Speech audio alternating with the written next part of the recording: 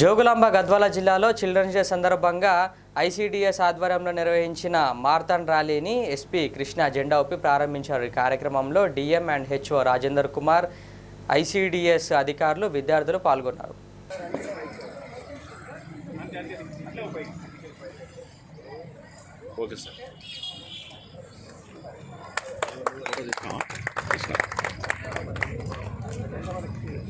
బాలల దినోత్సవ శుభాకాంక్షలు తెలుపుతున్నాను। ఇంకొకటి ఏంటంటే మారథాన్ వాక్ అనేది మీరు పిల్లల లోపల ఇదొకటి అలవాటు చేసుకోవాలి।